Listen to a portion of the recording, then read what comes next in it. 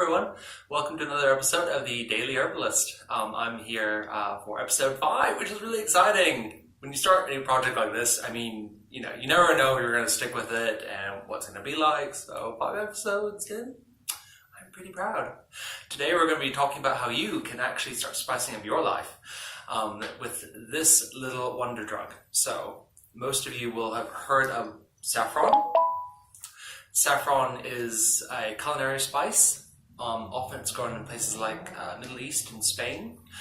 We tend to think of it for food, for flavoring dishes and rice dishes. It's got a beautiful, aromatic, slightly bitter, slightly sweet taste to it. It's amazing, and most of us don't cook often enough with it. The reason that we should actually be increasing the amount of saffron that we're constantly eating is all the interesting research which is now coming out. Saffron has been clinically proven to be good for mood, anxiety. Some of the best things I found in clinical practice actually for PMS, premenstrual syndrome or premenstrual tension.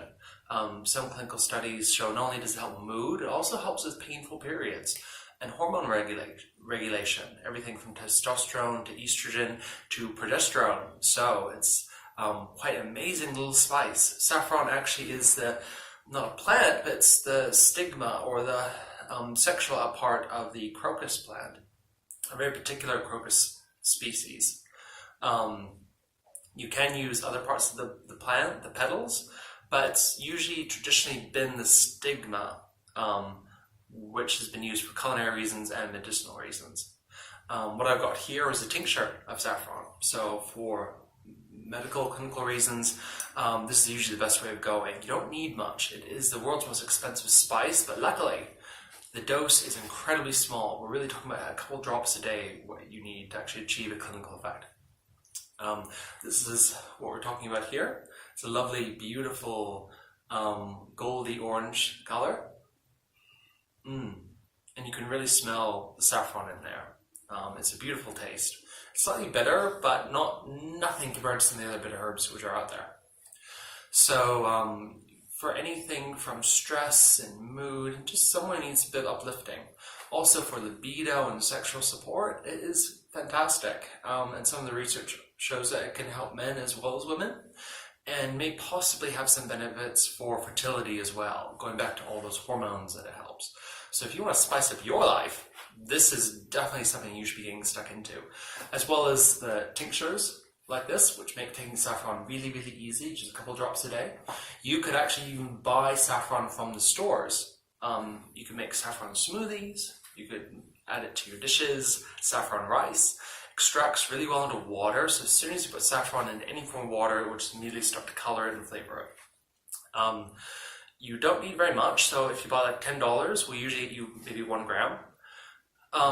That's probably enough for about 10 days. And that's a pretty moderate dose. So 1 gram, you have to divvy that up into roughly 10 lots and get a little bit each day. You can also add it to bliss balls and that sort of thing. And that might make the divvying up a bit easier. Make a recipe for 10 bliss balls. There you go. You've got your clinical dose of saffron. Just chuck it in and mix it with everything else.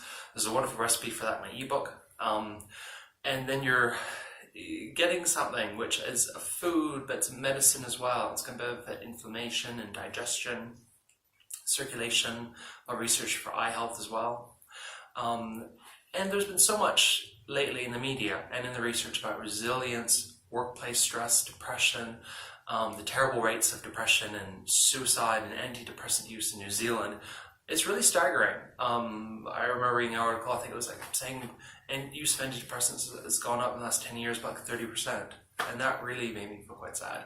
I needed an antidepressant after that statistic because obviously more and more people are struggling with mental health, with emotional health, and this has been researched to be as good, if not better, than some drugs out there like citalopram and fluoxetine.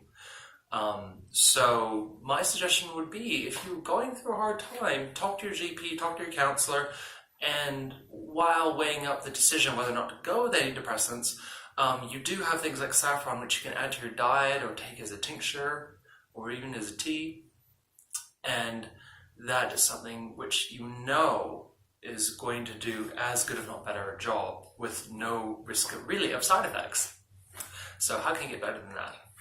Thank you, everyone. That's my 5 minutes for today. So be well, be happy, be healthy, and let me know if you've got any interesting stories about saffron. Have you used it? Do you have any recipes you'd like to share with anyone else? Comment below. Okay?